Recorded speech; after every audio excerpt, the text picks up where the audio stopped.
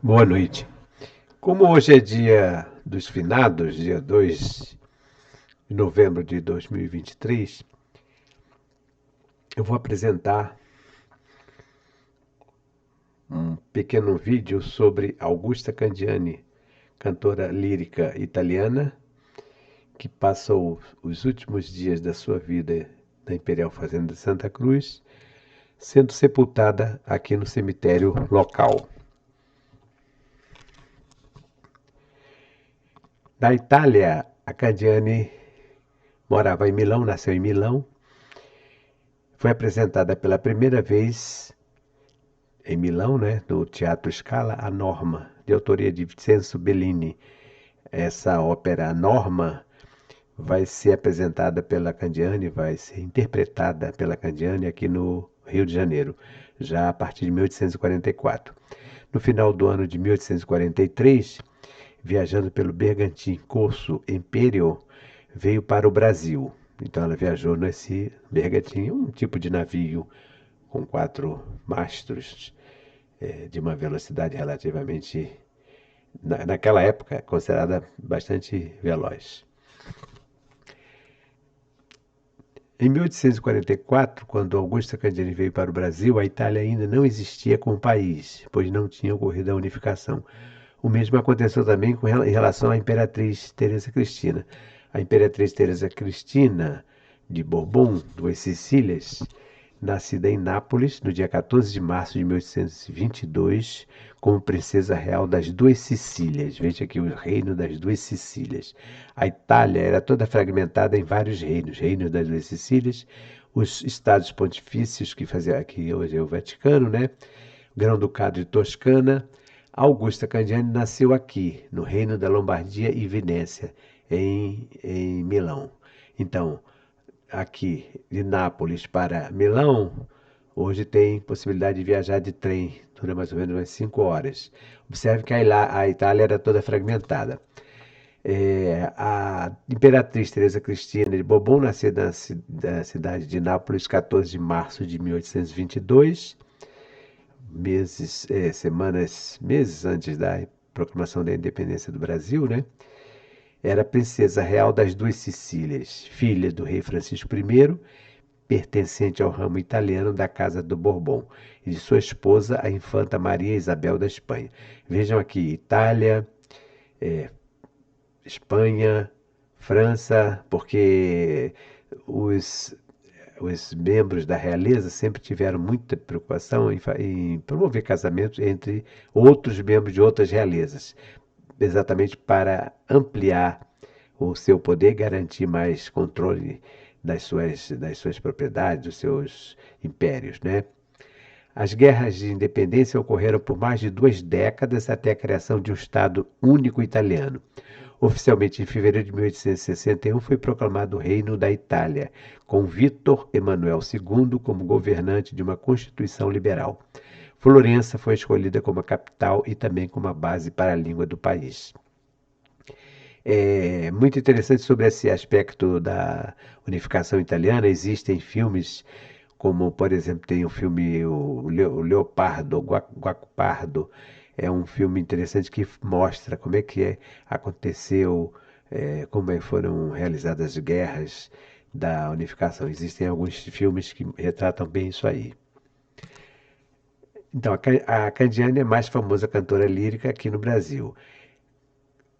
Da sua época, dos primórdios da ópera do Brasil, foi a soprano Augusta Candiani a mais famosa, a mais celebrada. No final do ano de 43, viajando pelo Bergantim Corso Império, Candiani veio para o Brasil, acompanhando o marido Gioacchino Filho, Joaquim, né?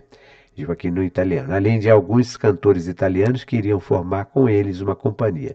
Já no Brasil, aqui no Rio de Janeiro, ela teria uma filha que foi batizada com o mesmo nome da imperatriz Teresa Cristina Maria. Como as duas eram italianas, uma de Nápoles, no caso da Imperatriz, e a outra de Milão, no caso da Candiani, com apenas 2 anos de diferença de idade, europeias, acabaram se aproximando, né? E a Candiani vai conseguir convencer a Teresa Cristina a batizar a sua filha, Teresa Cristina Maria, que era filha do Joaquino. Nessa chegada ao Brasil já havia uma certa ranhura, uma certa ruptura entre o casal, que mais tarde vai se separar. A imperatriz e a cantora lírica. A imperatriz Teresa Cristina era apenas 2 anos mais nova que Augusta Candiani. Ambas eram italianas. A imperatriz nasceu em 1822, em Nápoles. Candiani nasceu em 1820, em Milão. As duas cidades hoje são ligadas por via férrea, com viagem em tempo médio de pouco mais de 5 horas para uma distância de 777 quilômetros. Tem aqui um retrato da imperatriz Teresa Cristina, mais ou menos na época em que a Augusta Candiani chegava ao Brasil. Ela estava ainda bem jovem. Tem um texto aqui do historiador Benedito Freitas, à esquerda, falando sobre um capítulo que ele dedica à cantora lírica italiana. Então, ele cita exatamente aqui a questão do rompimento, não um rompimento, mas um afastamento dos imperadores que haviam sido padrinhos da Teresa, da primeira filha, mas em relação, tendo em vista o casamento dela, né, o ter sido desfeito, ela ter se aproximado de uma outra pessoa, no caso José de Almeida Cabral, então Benedito cita aqui: entretanto, houve uma fase de afastamento entre ela e os imperadores, quando, separando-se do marido, Dom Pedro agastou-se com o acontecido, perdoando-a após, e com a imperatriz batizou sua filha com o expressivo nome de Augusta Brasileira, terna homenagem ao país que lhe dava todo o esplendor de sua existência. Ele está citando aqui alguém que fala desse nome Augusta Brasileira, mas, na verdade, o nome era o nome da imperatriz, Teresa Cristina, tanto que nós temos, depois eu vou mostrar para vocês aqui a certidão de batismo. Com a passagem dos anos, sua voz fraquejando passou a representar dramas e operetas populares por todo o Brasil, cantando modinhas e lundus com bastante sucesso. Com tão estafantes excursões, transportes penosos da época, esgotada, encerrou suas atividades vindo para Santa Cruz, vivendo resignada a lembrança da triunfal e agitada carreira, fonte de inspiração para os artistas e sonhadores e violentas paixões de seus românticos e incondicionais admiradores. Anos após, a 28 de fevereiro de 1890, abalada com o advento da República, falecia em sua residência, a Rua do Comércio, hoje Rua Senador Camará. Não resistir à triste notícia a comadre dos imperadores, e Santa Cruz, embora sem o brilho de sua arte, pranteava seu desaparecimento. Quer dizer, um texto escrito pelo Benedito Freitas, como eu já falei, era um monarquista. Ele então tenta, a partir desse texto, explicar, justificar que a Candiani morreu em decorrência da tristeza pela República. Eu não vou dizer que não tenha ficado triste, assim como a imperatriz também, quando voltou para o exílio, quando foi para o exílio, logo depois ela morre, né? Mas a verdade é que a Augusta Candiani, pela biografia dela, já estava doente, inclusive ficou um tempo cega, passou por uma cirurgia. No início até saiu uma nota elogiando os médicos, mas depois a situação foi piorando, né? Então, enfim, não vamos dizer que tenha sido por causa da proclamação da República. Aqui tem uma notinha ainda falando sobre bel canto no lírico. Habituam-se na aristocracia ao espetáculo noturno que populariza o Rio como cidade de requintes franceses. Apaixonada pela arte, pertenceu a esse ciclo de teatro culto as temporadas célebres de grandes cantoras de príncipes da ópera que desfilavam pelo cenário fluminense, entre outras a Candiani, quer dizer, o Pedro Calmon, Luzes da Corte, um texto de História, volume 1, página 1698. E tem uma outra notinha aqui embaixo, também referente do Benedito Freitas, em 1848, ainda morava na então Rua Mata Cavalos, segundo o almanaque Lemmer, 1848. Uma das quatro primas donas do Teatro São Pedro de Alcântara. Registrava o manuscrito anuário. Rica, do bom gosto, dedicava conhecida predileção por obras artísticas e do famoso Guilobel. Possuía um valioso álbum com iluminuras, desenhos e pássaros, hoje pertencente a notório colecionador de coisas de arte. Esse foi um texto publicado no Mensário do Arquivo Nacional, que o Benedito Freitas, inclusive, colaborava escrevendo, é de 1962. Esse famoso álbum, ele parece que não foi localizado. Essa é uma referência antiga, da década de 20 ou 30, pelo historiador desse álbum. Depois, inclusive, tem na revista da semana a publicação de algumas imagens que teriam feito parte desse álbum, mas não foi localizado. Dom Pedro II, Dona Teresa Cristina foram padrinhos da primeira filha da cantora Augusta Candiani, com o farmacêutico Joaquim Candiano Filho. Lembrando aqui o nome dela, Teresa Cristina, o mesmo nome da imperatriz. Aqui embaixo, embora não dando para ler, é o texto manuscrito da certidão de batismo da Augusta Candiani. Essa cópia me foi passada pelo professor Guaraci. O professor Guaraci é um historiador, é também escritor, e ele vem fazendo pesquisas na hemeroteca. Então ele conseguiu essa cópia aqui. Manuscrita, antiga, não está dando para ler, mas é o registro exatamente do batismo da Candiani. Da Biblioteca Digital Luso-Brasileira, datada de 1850, eu fiz essa cópia da fachada do Teatro São Pedro de Alcântara. Veja, 1850, ela chega em 44, então um pouquinho depois da presença dela aqui no Rio de Janeiro, né?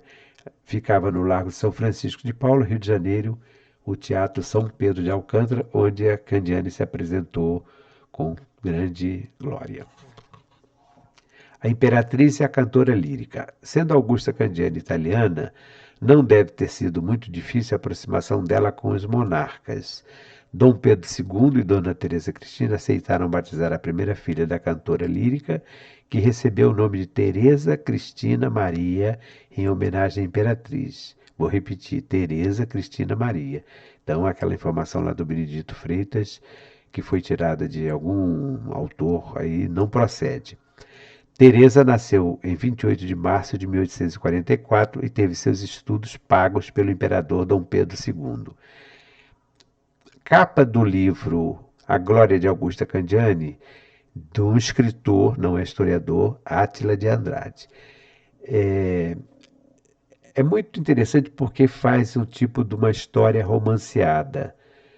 Alguns historiadores que têm feito pesquisas mais no sentido acadêmico, mais rigorosas, com mais seriedade, digamos assim, credibilidade, têm feito críticas ao Átila de Andrade. Mas a verdade é que ele fez um trabalho, foi muito bem recebido pelos leitores, pela crítica, né?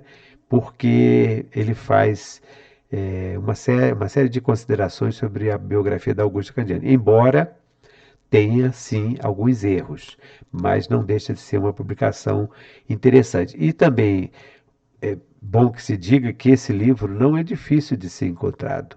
É uma edição antiga, mas pela internet eu acredito que tenha saído uma tiragem bastante numerosa, porque não é tão caro, inclusive, o preço do livro. A Glória de Augusta Candiani, de Átila de Andrade. Voltando a dizer, não é um livro de historiador, é um livro de um escritor um pouco romanceando a vida de Augusta Candiani. Aqui sim, José de Almeida Cabral. Aqui é um trabalho acadêmico, muito bem feito, muito bonito, da professora Luísa Savaia, que eu já até fiz uma postagem sobre os Lindenberg, de Lübeck para o Brasil. Eu fiz essa postagem recentemente. Quem assistiu, quem acompanha o canal deve ter visto. A Luísa Savai é autora do livro José de Almeida Cabral, O Último Modinheiro do Segundo Império do Brasil. Um amigo meu, muito inteligente, muito isso. O que que é modinheiro? O que que significa modinheiro? Modinheiro é uma expressão usada porque, como ela está em Portugal há muito tempo, a Luísa é brasileira, mas ela está em Portugal, ela usou o termo mais usado também, mais conhecido em Portugal, modinheiro, que é o tocador de modinhas, modinhas. Então, modinheiro, último modinheiro do Segundo Império do Brasil. Luísa Savaia vive atualmente em Portugal, onde fez o mestrado em estudos românicos pela Faculdade de Letras da Universidade de Lisboa, graduando-se pela Faculdade de Filosofia, Ciências e Letras da Universidade Mackenzie, com curso de extensão na Universidade de Letras da Universidade de São Paulo. Então, diferentemente do livro que eu citei anterior, do Átila, a Luísa fez um estudo acadêmico, rigoroso, técnico, bem escrito, uma leitura gostosíssima de ler, um sabor muito bom, falando sobre quem? José de Almeida Cabral, que foi exatamente o último modinheiro do Segundo Império do Brasil.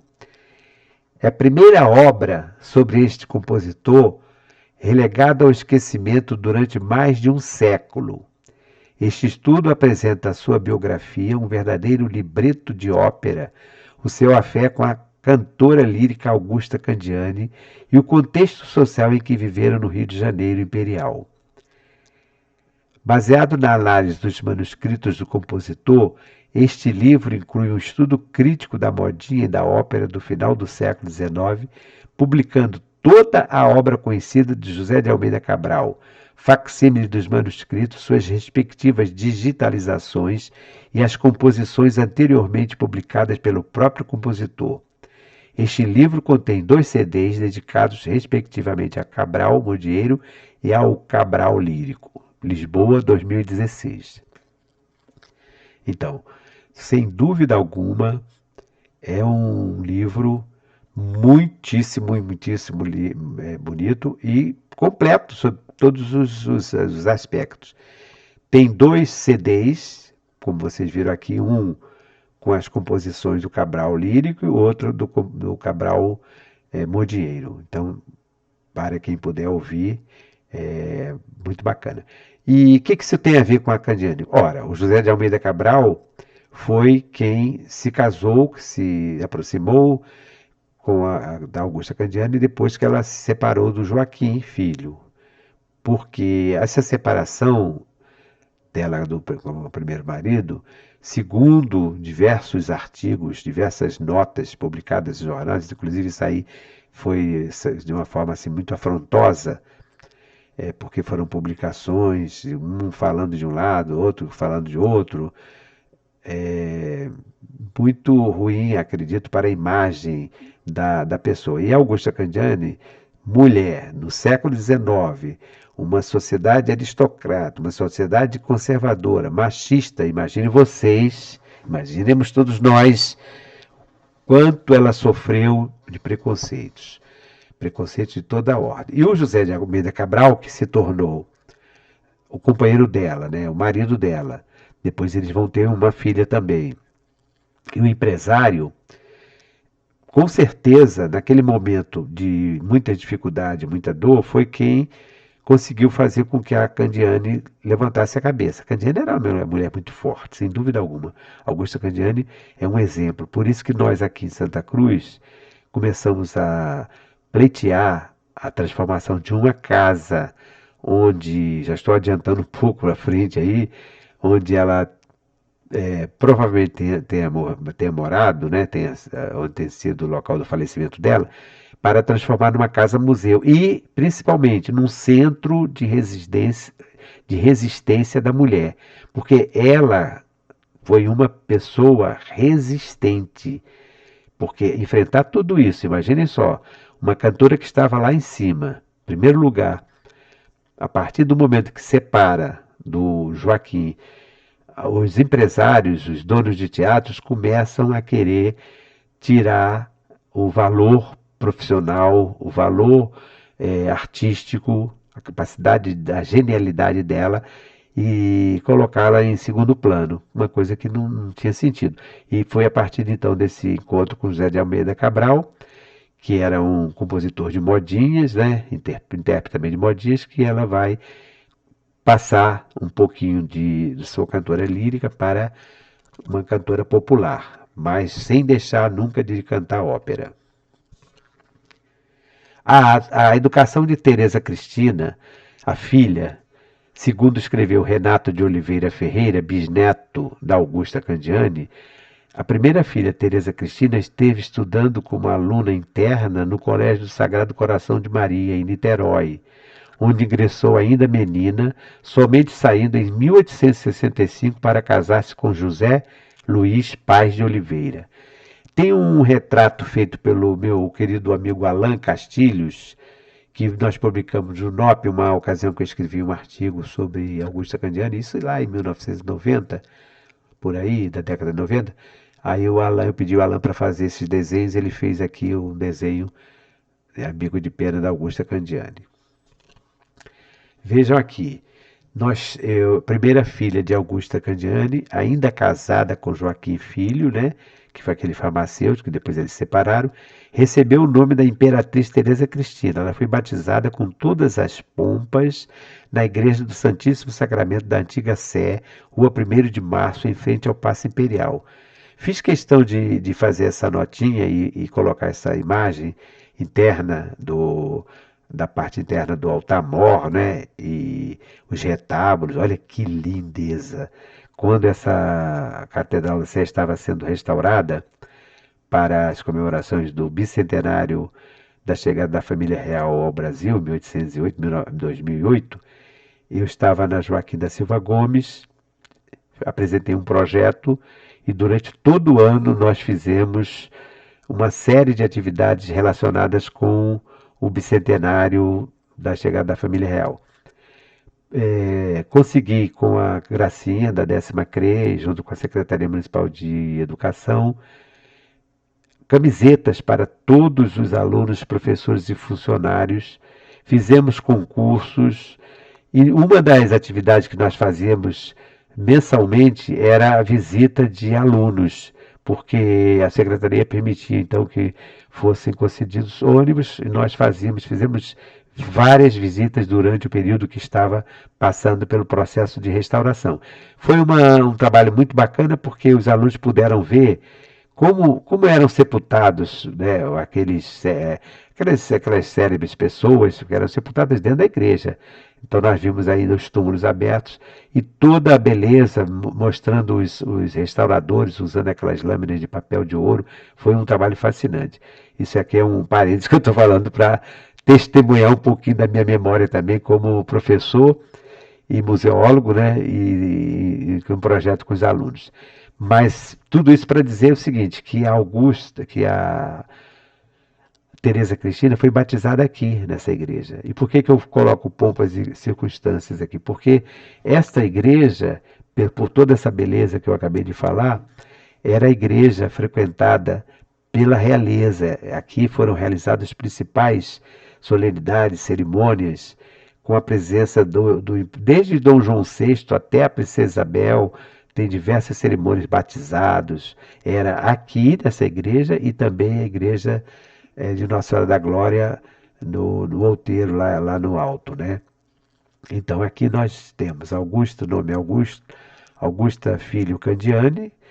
Isso confunde às vezes um pouco, porque os nomes são muito parecidos, né?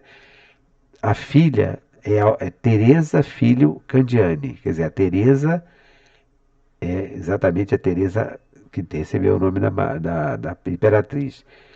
Data de nascimento, 28 de março de 1844. O evento, quer dizer, o batizado, aconteceu em setembro de 1844. O pai, Joaquim Filho Candiani, e a mãe, Augusta Filho Candiani, nome da mãe. Veja, Augusta Filho Candiani. Quer dizer, às vezes sai até o nome um pouco errado. Então, local do evento, Santíssimo Sacramento, que foi exatamente aqui. Então, não podemos confundir com outro nome. Como consta lá daquela observação do bisneto da Augusta Candiani, ela ficou até o casamento, e o casamento dela aconteceu no dia 1º de maio de 1865. Essas documentações não posso deixar de citar que tudo isso só foi conseguido graças ao nosso historiador, professor, escritor Guaraci, professor Guaraci Rosa, que vem fazendo essas pesquisas nesses sites, então ele conseguiu essa documentação e nos enviou, né? Então, grande contribuição, um grande abraço ao Guaraci e o reconhecimento sempre pela ajuda dele.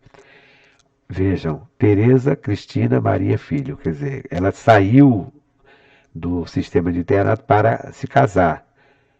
E vai se casar com Joaquim Filho é o nome do pai, Augusta Filho, o nome da mãe. Ela vai se casar com João Luiz. Ou melhor, vai se casar com José Luiz Paz de Oliveira. José Luiz Paz de Oliveira. Então a Tereza Cristina vai se casar com José Luiz Paz de Oliveira. Aqui ao lado direito tem uma foto da casa, hoje é um imóvel pertencente à família Leira, né? Aos descendentes, aos herdeiros da família Leira.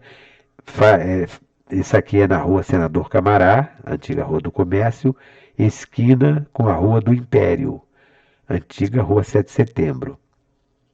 Então é toda uma esquina, depois tem uma outra foto que vocês vão ter uma ideia, que a família está querendo vender. Mas como se trata de um patrimônio, de um imóvel que está relacionado naquela legislação da área de proteção ambiental e cultural, pela legislação não pode haver alteração em relação à parte da arquitetura.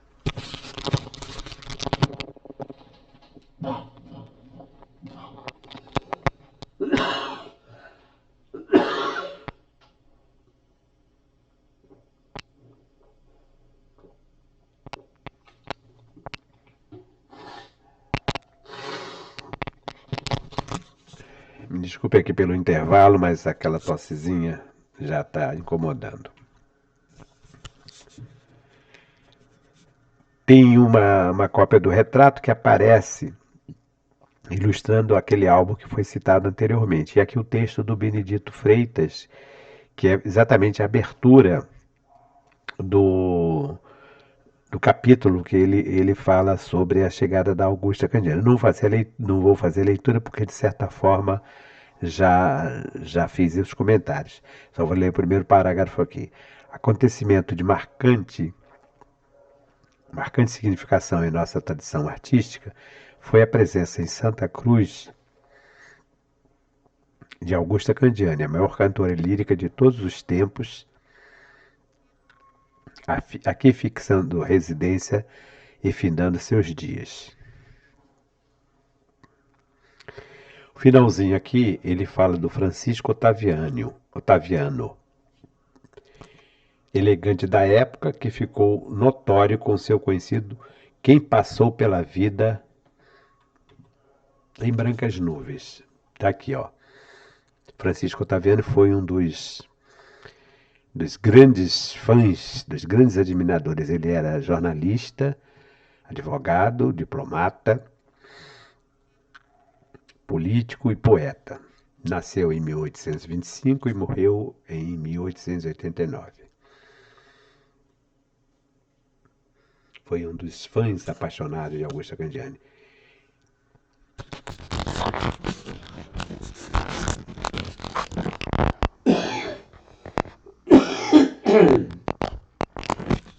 E exatamente o poema citado pelo Benedito aparece aqui num cartão, um bilhete postal,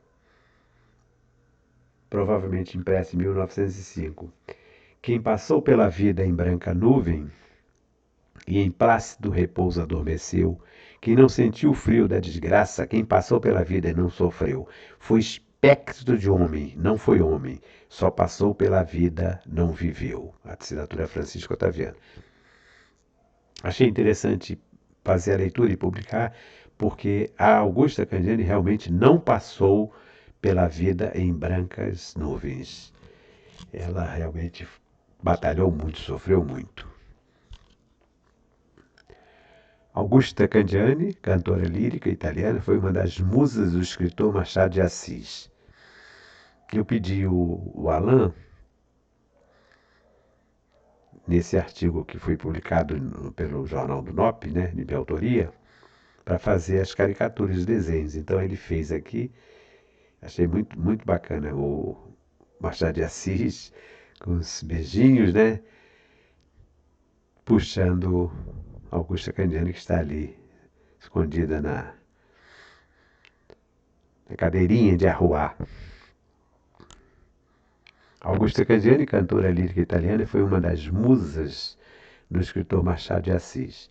Em uma das suas crônicas, ele escreveu ter feito parte do séquito de admiradores que um dia, após a apresentação da famosa diva, desatrelaram os cavalos da carruagem e transportaram a cantora do teatro até o hotel onde estava hospedada, transfigurando-se em cavalos da Candiani. Isso teria ocorrido em agosto de 1845, após o espetáculo em seu benefício. Charge de autoria de Alain Castilho, Jornal NOP, número 4, de 1989, página 4. O famoso álbum que foi citado lá são publicações da Revista da Semana de 1922. Ou seja, até 1922 o álbum ainda era conhecido. Vejam que tem dois retratos. Há uma certa polêmica, não em relação a esses, né? Porque isso aqui são retratos de bico de pena e faziam parte do álbum. Esses álbuns, como é que esses álbuns apareciam? Os cantores naquela época, eles tinham como prática organizarem álbuns. Então, quando os atores, né, as atrizes principalmente, se apresentavam, recebiam muitas homenagens. Muitas vezes eram publicados em jornais, é muito comum. Hoje em dia isso aí não acontece tanto por causa da internet, isso aparece mais na internet, né? Mas naquele tempo era a imprensa. Então, assim que terminava a apresentação, no dia seguinte já saía um poema, uma mensagem, um desenho, isso homenagem. Então, as atrizes, no caso aqui da Augusta Candiani, organizou isso em forma de um álbum. Como se faz? Recorta, né? E vai fazendo a colagem. Entre um e outro tem os desenhos. Por isso que ficou, então, o álbum da Candiani. O álbum da Augusta Candiani é uma das relíquias mais comuns da atriz, é o álbum.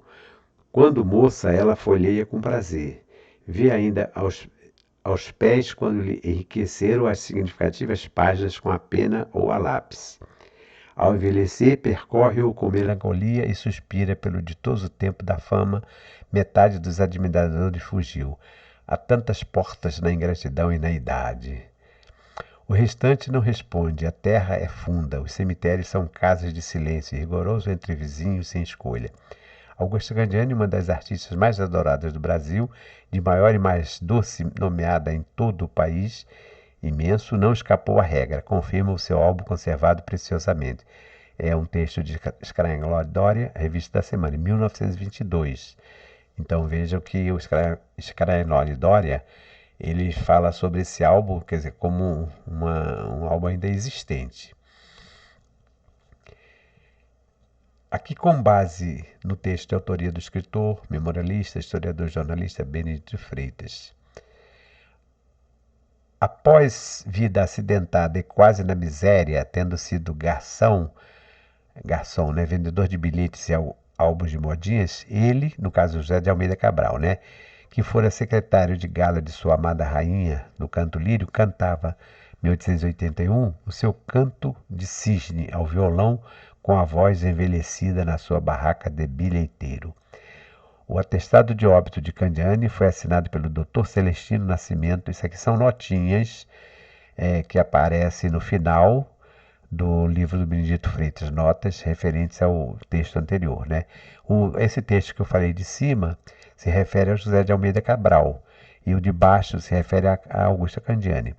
O atestado de óbito, né, de Augusta Candiani foi assinado pelo Dr. Celestino Nascimento, popular com estimadíssimo nesta localidade, e residente na mesma rua onde morava e faleceu a cantora.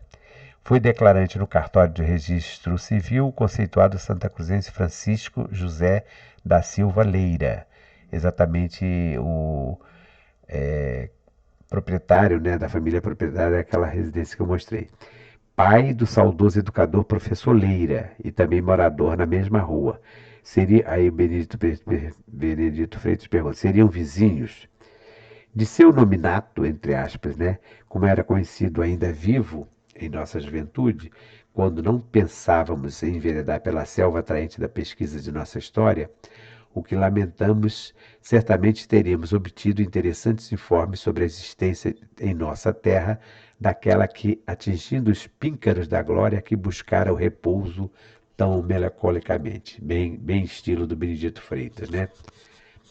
Nós fizemos um grupo de pesquisadores, eu, Adinalzinho, mais um rapaz que se interessou e o João. E fomos em busca da possibilidade de encontrar e localizar o jazigo da Augusta Candiani. Só que a Augusta Candiani, quando ela faleceu, quando ela morreu, praticamente já não tinha mais nenhum conhecimento, era estava praticamente abandonada, né? Então, por isso que eu coloquei essa foto aqui de cima, que é o cemitério dos indigentes, que são aquelas pessoas que são sepultadas, muitas vezes até sem o próprio conhecimento da família. Às vezes a pessoa é encontrada, vai sepultada, vem para cá, para Santa Cruz. Eu me formei lá com a administração do cemitério, levei as datas e tudo, mas não foi possível localizar, provavelmente porque aconteceu isso. Não foi aberto, acredito, né, nenhum jazigo, nenhuma sepultura. É claro que com a pesquisa mais profunda, nós vamos procurar saber em qual quadra, qual posição teria sido. Mas também, como no caso dos indigentes, depois de um determinado tempo, os ossos, né, a exumação é feita, mas sem que haja nenhuma preocupação em preservar e identificar. Então, isso pode ter acontecido com Augusta Candiani. Não desistimos ainda, entrei em contato com a coordenadoria de cemitérios da prefeitura, fui bem atendido com informações, só que me informaram o seguinte, toda essa documentação anterior, a administração, era por conta da Santa Casa, mas agora já tem uma empresa que administra isso, que é uma empresa chamada Reviver. Então, a prefeitura tem uma coordenadoria que é responsável para fiscalizar isso. E me informaram, foi a Rita, uma funcionária muito atenciosa, muito da Secretaria de Conservação, né, que me mandou essas mensagens e tudo, informaram que os livros desta época estão praticamente impossibilitados de serem consultados, porque pegou muita chuva, criou aquele bolor, ficou uma coisa muito difícil, né? Não foram digitalizados, mas ainda não desistimos, nós vamos procurar. Em cima tem o óbito dela, né, que aconteceu no 28 de fevereiro. Vocês tiverem um esforçozinho, vão ver aqui, ó. Aos 28 do mês de fevereiro de 1990 e vai por aí afora, né? Dá para ler aqui. Isso aqui é o sepultamento dela. E aqui, da clínica do Dr. Felipe Cardoso, que dá o nome da principal rua, mas naquela época era um clínico, o óbito do Bartolomeu, que foi o último companheiro da Augusta Candiani. Fiz uma reunião aqui com vários recortes e também imagens para que vocês possam ver a situação, por exemplo, aqui essa foto da casa, uns 2 anos atrás, como essa casa fica no caminho, meu caminho que eu vou para escola Joaquim da Silva Gomes, então passava lá e via, a casa é essa aqui, ó, vendo, tinha uma placa aí, um aviso aqui vendo, toda pichada. Aqui do lado tinha uma agência do Banco Itaú, até cogitei, especulei na possibilidade do Banco Itaú comprar, e o patrimônio da família Leira é tudo isso aqui, essa casa, aqui havia uma loja, loja de material de construção, aqui no caso seria a casa do professor Leira, provavelmente teria sido a residência da Augusta Candiani. Não consegui ver, localizar nenhum documento ainda escrito confirmando isso. Então, como, por exemplo, para os historiadores, tem que ter um documento. Mas como nós estamos falando do final do século e também existe a possibilidade de que tenha sido uma sessão feita de forma oral, de boca, né, sem que haja documento, pode ter acontecido isso também. É a casa localizada na antiga Rua do Comércio, atual Rua Senador Camará, número 215. Foi cedida por ordem do imperador Pedro II para servir de residência da cantora lírica italiana. O imóvel pertencia à Fazenda Imperial Santa Cruz. Essas informações aqui, elas foram passadas pela tradição oral.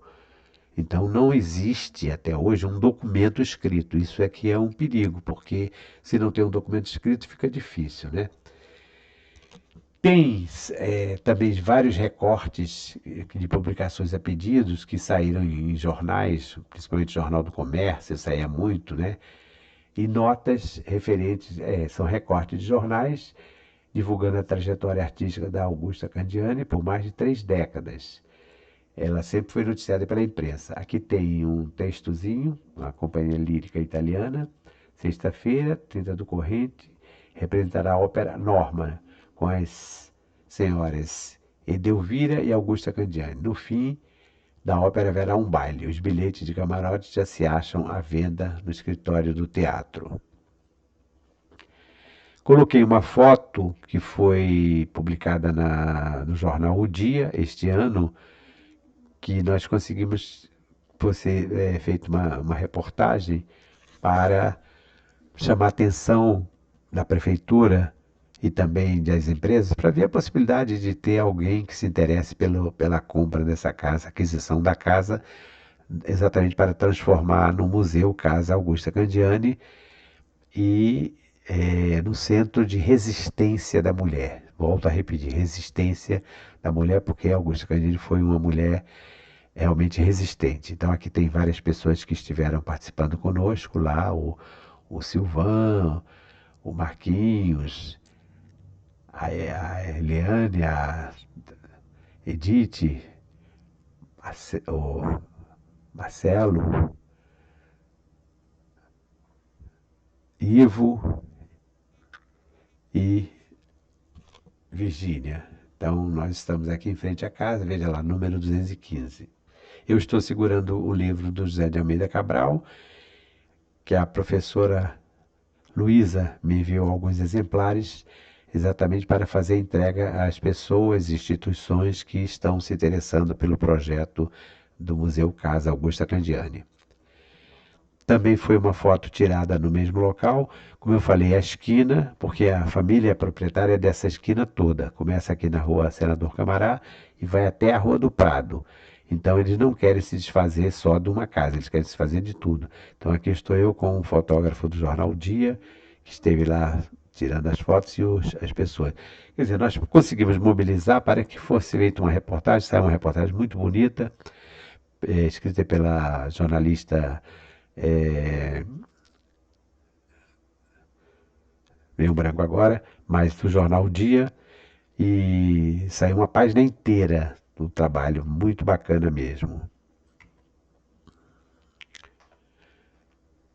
Recortes de jornais divulgando Ana Sancho, nome da jornalista, lembrei agora, jornalista do Jornal Dia, não podia esquecer. Ana Sancho, uma jovem inteligente, né?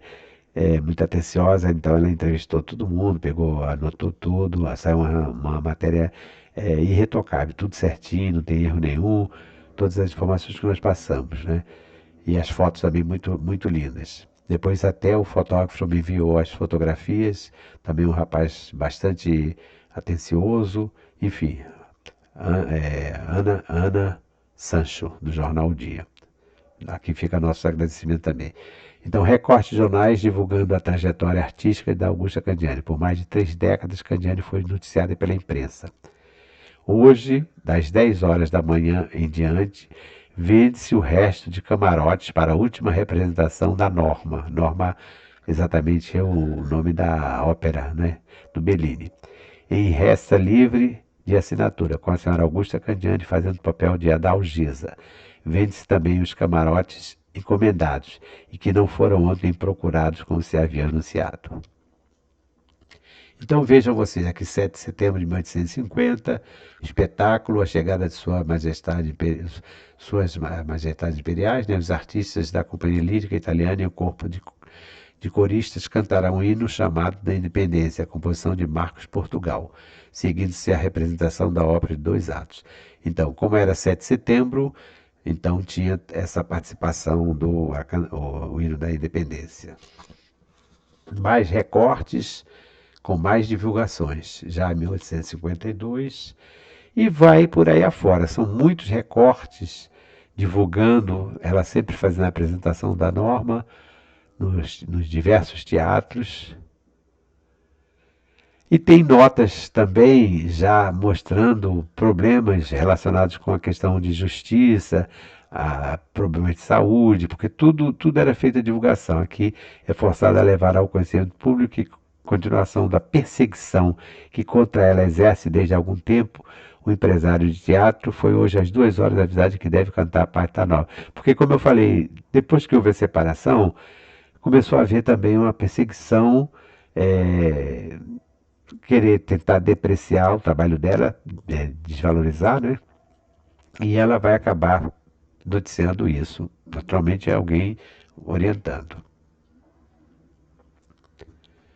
Augusta Candiani espera da justiça do público, da imparcialidade da administração superior do país, recorre que não será vítima de uma violência desconhecida nos estilos dos teatros líricos, nos quais todos se dá o espaço de 15 dias para casos desta ordem. Rio, 16 de julho de 1853. Então, vocês podem observar que essas notas, elas expressam o quê? Um descontentamento, uma tristeza. Isso tudo que a Candiani foi superando, enfrentando com muita tenacidade, né?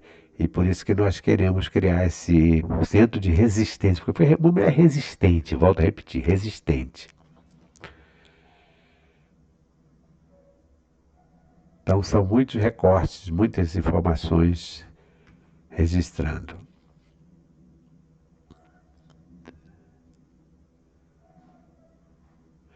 Inclusive, a Candiani também participava de festas, de cerimônias religiosas, né?